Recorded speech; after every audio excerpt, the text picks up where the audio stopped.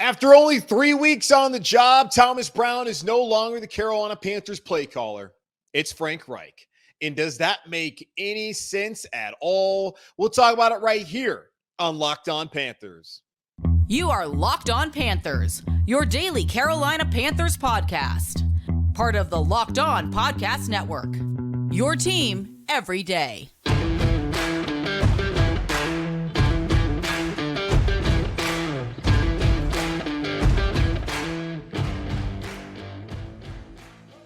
Welcome into another edition of the Locked On Panthers podcast, a part of the Locked On Podcast Network.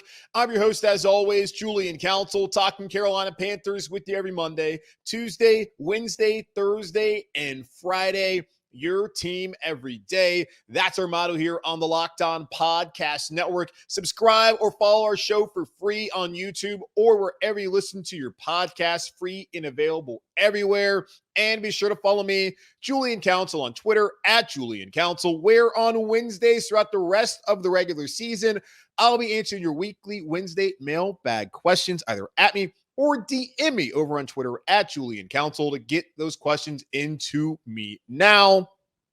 This episode of Locked On Panthers is brought to you by PrizePicks. It's the easiest and most exciting way to play daily fantasy sports. Go to prizepicks.com/LockedOnNFL and use code all lowercase LockedOnNFL for a first deposit match up to $100. Let's flash back to last Friday. The Carolina Panthers lost yet again, 16-13 against the Chicago Bears. Offense hit rock bottom, 213 yards total offense, only 12 first downs. The second straight week, the Carolina Panthers failed to have at least 100 yards of total offense in the first half. Frank Reich, the Carolina Panthers head coach, was asked, "Hey, Frank, obviously this offense is bad. Bryce has regressed the last couple of weeks after we thought he had a breakthrough in that walk-off win against the Texans.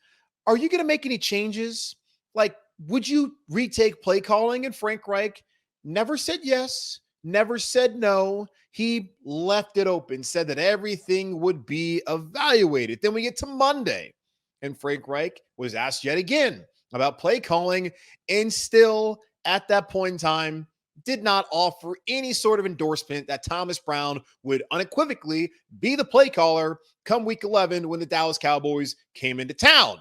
Then on Wednesday, before anyone could even ask a question, Frank Reich said, "I know you're going to ask. I know you're going to ask. Let me just go ahead and let you know that I'm going to be the play caller. This is not about Thomas. This is about me. This is about the team. I'm in the position that I'm in because of years of being a successful offensive coordinator and play caller. We have 8 games left, and I want to give my attention to help the offense take the next step. It's still going to be collaborative. Thomas is still running the show as far as the offense, all the install meetings, game planning. I trust Thomas more than anybody. He's helped me become a better coach, a better man. This is about the team.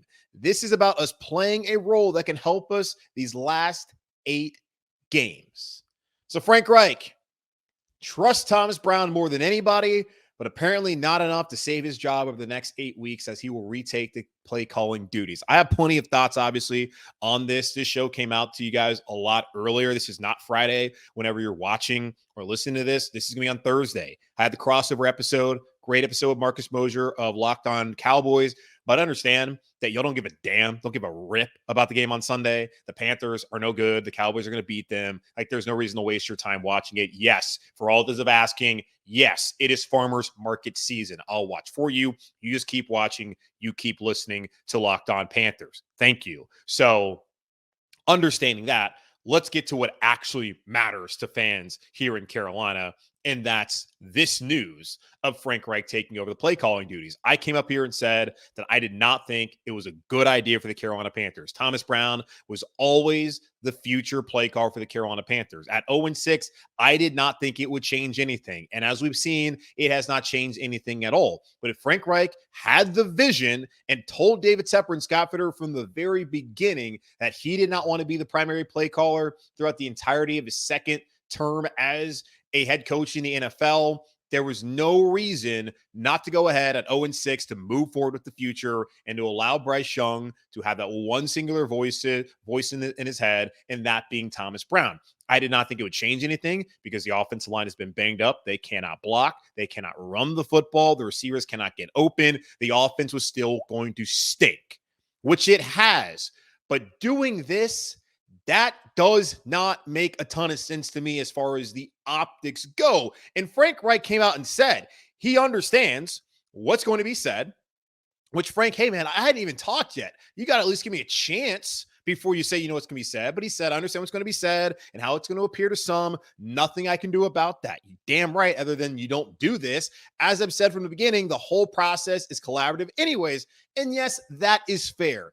Again, when we've had this conversation, Frank Reich let us know back in the spring that it was him and Thomas Brown marrying their offensive concepts together. But for the most part, this was going to be Frank Reich's offense. It was more 60-40, but still, with Thomas taking over, the play calls were going to be the same. Maybe the communication has been better with the play calls not coming in so late, but it was still going to be the same offense. You don't change an entire offensive scheme in a bye week. This was built over months through OTAs, mandatory minicamp, through training camp. The offense is the offense. The personnel is the personnel. None of that can change until the offseason. And there's likely to be massive changes in the offseason. One of those is probably Thomas Brown not being here, if we're being honest, now that he's had the play calling duties stripped from him after 3 games where how much of a chance did he really have? And we'll get to what Frank Reich had to say about that in a moment. But Frank Reich went on and said, I trust Thomas.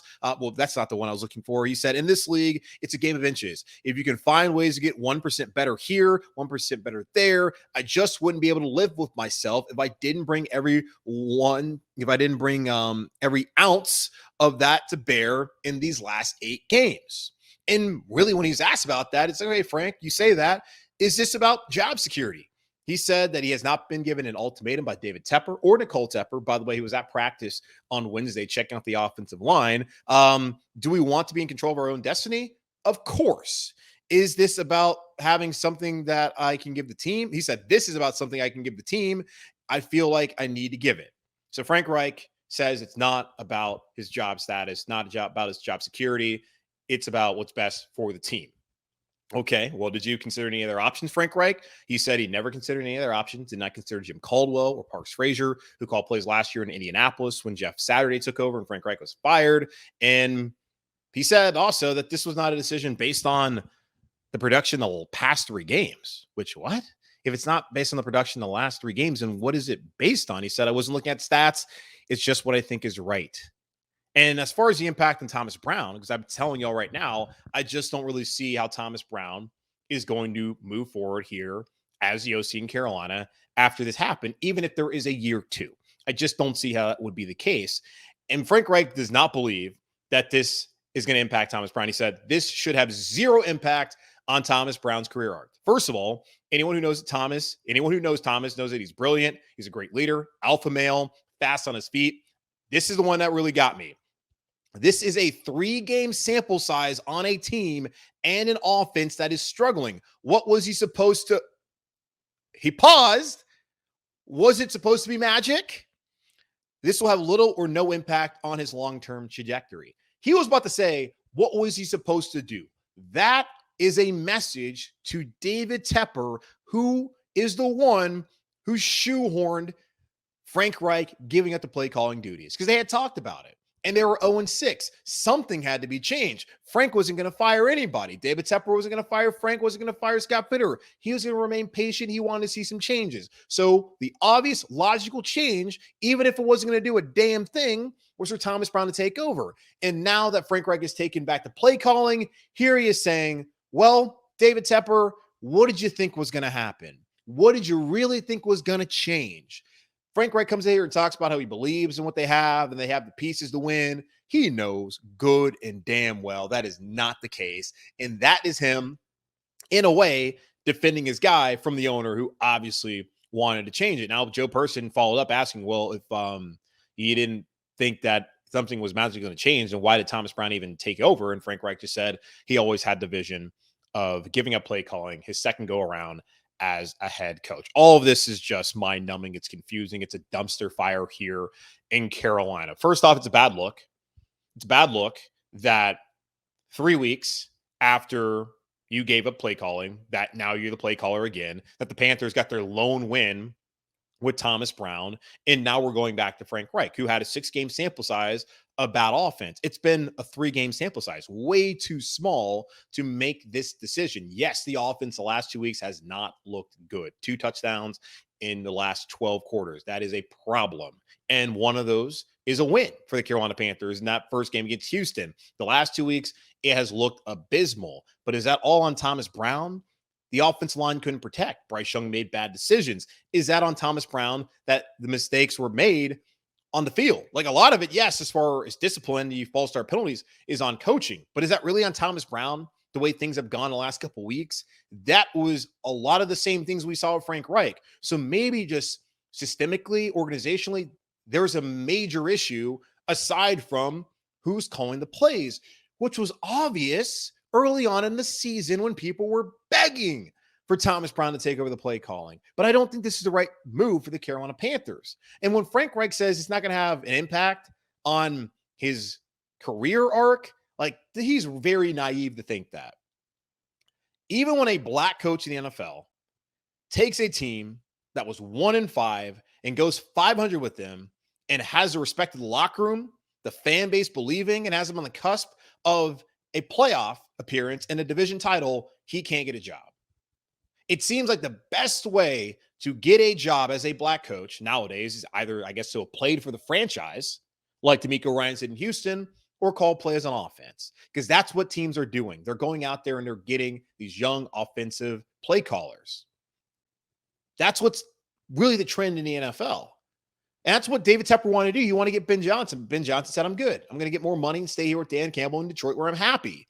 So for Thomas Brown, this looked like a pathway to be a head coach. He was coaching the offense. He was working with a former number 1 overall pick currently in Bryce Young. This was an opportunity for him to show what he could do. And now he's not able to do that. And people are going to see after 3 weeks. And the hope is that there will be some nuance and owners will understand what truly happened. But is he going to get the opportunities moving forward to be a play caller again, to be an OC in the NFL? Maybe, hopefully, probably. But how long is it going to take? So I think it's a little naive for Frank Reich, knowing the way the league goes, that, oh, yeah, this is not going to impact Thomas Brown at all. It's going to have an impact. How big of an impact? That remains to be seen. Now, Frank Reich, number 2, he probably knows that he's cooked.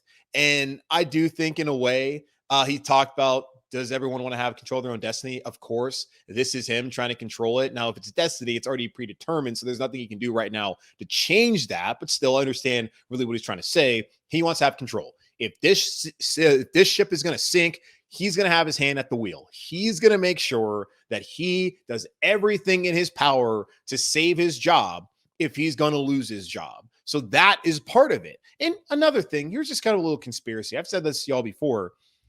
In a way, Frank Reich has kind of saved Thomas Brown's ass in the past. Had Thomas Brown been the head coach or been the play caller from day one and they were 0-6, David Tepper had been like, well, we need to make a change. You need to be the play caller. And that might have been Thomas Brown getting fired after 6 weeks. That's just one thought. And here's another little conspiracy. And I'm not a big conspiracy guy, but here's something for you. Maybe this is Frank Reich also trying to save his job and save Thomas Brown at the same time. Frank Reich deciding to take the bullets the rest of the way instead of Thomas Brown having to have a bad resume with an offense that just has no chance. As he said, was he supposed to make magic with all this? Maybe it's that. Possibly. And that's the way I would like to believe this is what Frank Reich's doing. But at the end of the day, I know who this is all about. This is about David Tepper. This is David Tepper, the one who wanted this to happen in the first place, Frank Reich, to give up the play calling, and then coming back and saying, you know what, Frank, this ain't working, and you're about to get fired. And things don't change, you're out of here. So maybe you should take back play calling. We've seen it in the past with Ron Rivera. We've seen it here now twice, in my opinion, with Frank Reich. So it's unfortunate for Thomas Brown. Maybe it helps him in the end. I don't know. It's a great opportunity that he no longer has, still has a great opportunity to work with Bryce Young and be here in Carolina. But does not appear to be that much longer that Frank Reich, and the rest of his coaching staff will be here in Charlotte. But man, just doesn't make a lot of sense. Doesn't make a lot of sense to make this decision after 3 weeks when we've already seen what it looked like before. Last-ditch effort, I suppose. But Frank Reich's the play caller, and I wouldn't expect anything to change come Sunday when Dallas comes to town. Now, when Dallas comes to town, it will probably be a partisan Cowboys crowd because that is just how things are here in Carolina. Now that David Tepper has really sucked all the lifeblood out of this organization, I'll try to give you some keys to victory as the Panthers prepare to face off against the Cowboys on Sunday afternoon here in Uptown Charlotte. Prize Picks is the most fun you'll have, winning up to 25 times your money this football season. You just select 2 or more players, pick more or less on their projected stats, and place your entry. With basketball season here, you can now pick combo projections across football and basketball from the Specials League, a league created specifically for combo projections that include 2 or more players from different sports or leagues. For example, you can choose LeBron James plus Mr. Taylor Swift, Travis Kelce at a 10.5 combo of 3-pointers made plus receptions. Prize Picks is really simple to play. You can make your picks and submit your entry in less than 60 seconds. Quick withdrawals, easy gameplay, and an enormous selection of players and stat types are what make Prize Picks the #1 daily fantasy sports app. Go to prizepicks.com/LockedOnNFL and use code LockedOnNFL for your first deposit match up to $100. That's prizepicks.com/LockedOnNFL and use code LockedOnNFL for your first deposit match up to $100. All right, let's get back into the show here. Friday, really Thursday, this is coming out because I wanted to give you all, again, my thoughts. You just heard them about the situation here in Carolina. Thomas Brown no longer the play caller. Doesn't make a ton of sense other than Frank Reich trying to save his job, even though he's not going to save his job. And Thomas Brown, who only had 3 games to be the play caller, just really no direction here in Carolina. And all this is on David Tepper. Now, let's talk about the keys to victory, as we typically do here on Fridays on the show, ahead of any game on a Sunday. Number one, because I don't really think the Panthers are going to win anyways, but number one, do whatever to make Bryce Young comfortable on offense now that Frank Reich has taken over. Let's go back to Diana Rossini, had the report that we talked about ownership wanting to see the Panthers do more what Bryce Young did at Alabama, what he had success with. That meant implementing some more RPOs. Do that. If that's what the owner wants you to do, and also he wants you to call plays, and that probably was the first little clue that this was going to happen, aside from Frank Reich not shooting all this down on Friday or on Monday, but this was pretty much the first clue. And that was wedged right between those 2 days when this report came out that Frank Reich is going to retake play calling duties. Whatever you can do to get Bryce comfortable. I mean, what would help Bryce being comfortable is the offensive line protecting. It would also help if the receivers get open, and just generally if the scheme was better and if they had some sort of identity on offense, which clearly they do not. So I don't know.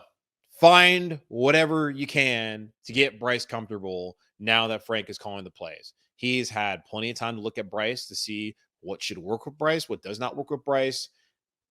Make it happen. Figure it out, or else, well, you'll just lose your job. Number 2, please, can we try not to get Bryce Young killed? Dallas is serious business, man, when it comes to rushing the passer. The Carolina Panthers, they made some changes to the offensive line this week. Calvin Throckmorton was cut on Tuesday. He was claimed off of waivers on Wednesday by the Tennessee Titans. So the Panthers will see him potentially next week when they head down to Nashville to face off against the Titans. He's now being replaced in the lineup by Chandler Zavala, who started weeks 2 through 5 at left guard. He originally started week 1 at right guard before Brady Christensen went out for the rest of the season. And he went down in Detroit with that neck injury. It was just more of a severe stinger, was not as serious as it looked, thank God. And he has not played since then. Now he's returning 6 weeks later. What kind of player are we going to see out of Chandler Zavala? When we saw him play against Seattle, he had a 0.0 pass blocking grade, according to Pro Football Focus. That's bad.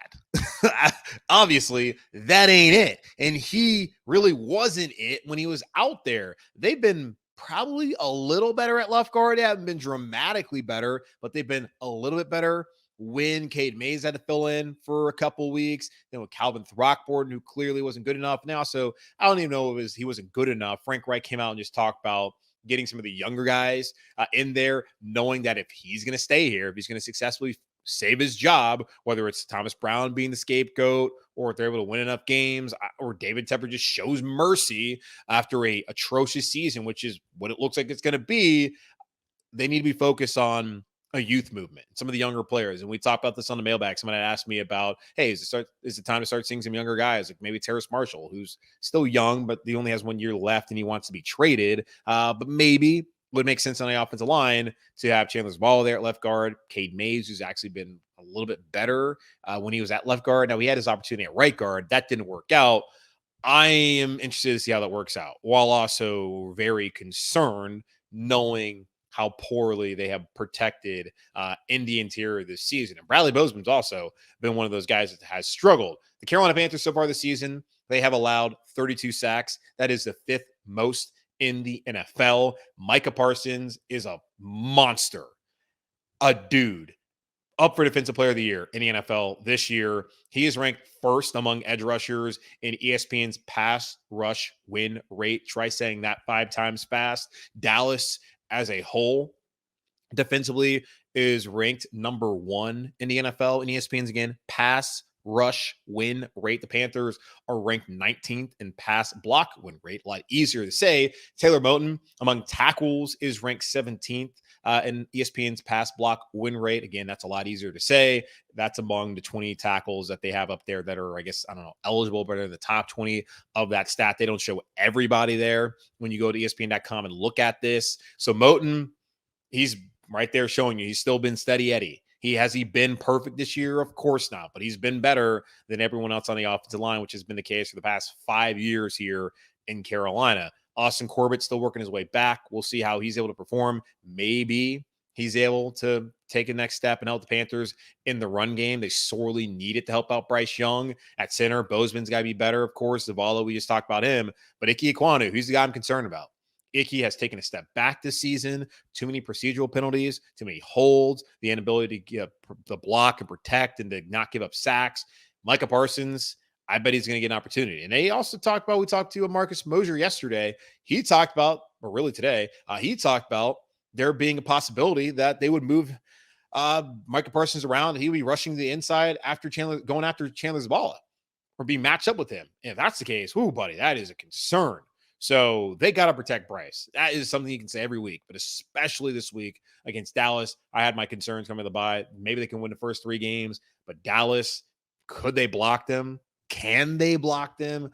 We'll find out on Sunday. And lastly, Dak Prescott playing really good football. But Dak Prescott's also a guy that has turned the football over plenty in his career and already earlier on in this season. Now, that's typically in the big games that matter most. Now, he played really well against Philadelphia, but San Francisco, things weren't ideal. The Panthers are finally like semi-healthy on defense. Brian Burr and CJ Henderson, both those guys should be back after having concussions last week. J.C. Horn, we'll see. Frank Reich wanted to see more of how he's working his way back. We'll get more of a definitive as far as what his game status is on Friday, but they're back potentially. He's back potentially with those two. You got Xavier Woods and Von Bell, who returned the lineup for the first time together since week 3 last week. Marquise Haynes made his debut last week as well. So you think about that. Derek Brown's out there still. Frankie Louvu. This is the healthiest the defense has been since week 1, when they were already missing guys like Haynes, and they weren't necessarily that healthy back then. So this is the healthiest that they've been.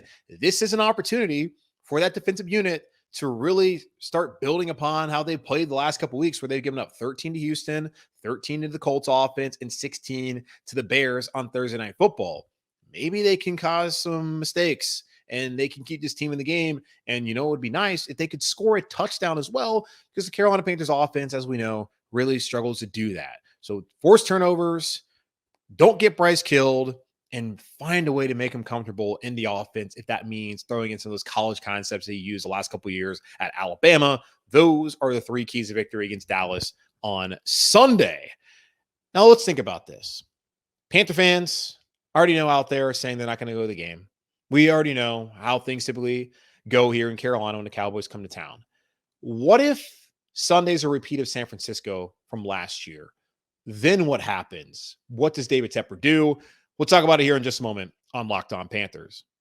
Whenever the game clock stops, that's time to order in with DoorDash. Order pizza, wings, soda, burgers, or even just buns on DoorDash and get it all delivered without missing the game. Score football season's best deals on groceries, restaurants, retail, and more. All your favorite restaurants and stores from grocery to retail are on the app, so you can shop everything you need to get game day ready. Stock up on your favorite appetizers and order all the tailgate gear on DoorDash. Then get ready to watch your team win. And personally for me, love on Sundays, go get a pizza from Hawthorne Pizza right down the road. Get some wings as well. There's no better place to go if you're in the neighborhood than there. And, well, there's a plenty of places in your neighborhood to go get that kind of stuff too over on DoorDash. Get 50% off up to a $10 value when you spend $15 or more on your first order when you download the DoorDash app and enter code LOCK23.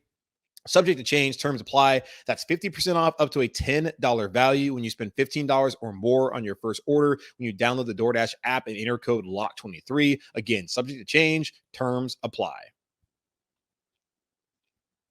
Let's go back to last fall. The Carolina Panthers were hosting the San Francisco 49ers. Panthers were off to an atrocious start, and the fan base had given up on Matt Rhule. They gave up on Matt Rhule by not attending the game. There were a ton of 49ers fans in there, and that wasn't necessarily a surprise. We have seen in the past here throughout the entirety of the Panthers' history, whenever teams like the Steelers come to town or the Packers come to town or the Cowboys or the Niners, the old NFC West rivals for the Carolina Panthers, they tend to bring a lot of fans because those organizations have been around for a long time. It's not that they've just been around, they've won a lot. And when you win a lot, and back before TV had all the teams on, you had people that really fell in love with the Niners and Bill Walsh and Montana and Steve Young and what they did and Jerry Rice. You have people that fell in love with the Steel Curtain of Pittsburgh and with Dallas. So those fans are still around. And you think about Charlotte, even before it became such a transplant city, there were already people that were big Washington, then known as Redskin fans. My dad was one. His brother's a Cowboys fan growing up. So there's a lot of people in the area that were just fans of those teams. And it took a little bit of time for people to really embrace the Panthers as their number one team. But as we get more people from Ohio and Bills fans are all over the place and the team continues to lose, we're starting to see that some of the people that move here aren't really willing to adopt the Panthers. And even the people that have grown up here, like myself and a lot of my friends who are fans of the team, they just have just been beaten down enough and they're kind of over supporting this team. And that leads to what we saw last year where San Francisco took over and the Niners kicked the Panthers' teeth in for 4 quarters. And that was it for Matt Rhule. I came on after the show and I was saying it's time. All right, Matt Rhule is never going to change things around. Eventually, he's going to get fired. And David Tepper decided that it was time on that next Monday when he fired Matt Rhule as Carolina Panthers sat at 1-5 or 1-4, whatever it was. Looking at things now, the Panthers are 1-8. They had decided for the second time this season to change play callers. Maybe it's Frank Reich trying to save his job, and he feels like the best thing to do is for him to call plays. Maybe he's trying to protect Thomas Brown. Maybe it's David Tepper, probably. Got to be a part of it, deciding, okay, Frank, you need to call plays again. We gave your guy a chance. It didn't work out. You go do it. I hired you because you've been a successful offensive coordinator and play caller. Those are Frank Reich's words. Maybe those are David Tepper's words to Frank Reich that he then regurgitated to the media on Wednesday when talking about his decision to retake the play calling duties over from Thomas Brown. But looking at the situation here, if Dallas beats up on Bryce Young and the Panthers offense struggles again and they lose in front of what I believe is going to be a partisan Cowboys crowd. I said 70%. Maybe that's just being crazy, but man, it's hard not to feel that way. Just knowing the things I've read from people, what I've heard about what the attendance is going to look like for Panther fans out there. They might be at the tailgate just because, hey, why not still have the community? But are you going to be at the stadium? Are you really going to watch this team play? I said it's Farmers Market Sunday. You're going to go out there and watch this team play knowing that you're going to be surrounded by Cowboy fans. And God, I can't think about anything worse than having to sit next to a Cowboy fan for 3 hours while your team probably gets beaten up. So if that's the case and the team goes out there, it looks like they looked last year against San Francisco, completely inept, and they fall to 1-9, does Frank Reich even get another week? Now it was 3, not even 3, it was 2+ years for Matt Rhule. before David Tepper had enough. And for Frank Reich, it's only been 2+ months of the season. Will that be enough? I'm curious to see what it looks like. I really am. If they go out there, play the way I expect them to play, lose that game, have it be a Cowboys home game, how does David Tepper respond? He talks about he wants to be patient. He's aware, according to Diana Rossini, the reputation that he has around the league of being impatient, and that will make it difficult for him to find a new head coach and GM if that's what he decides to do this offseason. But will he be patient enough to sit there and to watch this product continue to get worse if what played out last year against San Francisco plays out on Sunday against Dallas? Just some food for thought. Just wondering how that might play out. But if you didn't know, I don't think the Carolina Panthers are going to win, and I think it's going to be an unfortunate Sunday, but I'll be here to break it all down after the game. That's going to wrap up this edition of the Locked On Panthers podcast, a part of the Locked On Podcast Network. Again, hosted by yours truly, Julian Council. Y'all subscribe or follow the show for free on YouTube or wherever you listen to your favorite podcast. And be sure to follow me, Julian Council, right there on Twitter at Julian Council. I'm not going to call it by the letter that's called now. That's ridiculous. You go to twitter.com, it still pops up. But make sure to do that because on Wednesdays, the rest of the way here in the regular season, I'm going to answer your weekly Wednesday mailbag questions, either at me or DM me to get those questions into me now. But in the meantime, be safe, be happy, be whole. As always, keep pounding. And I will talk to y'all on Sunday after the Carolina Panthers lose to the Cowboys.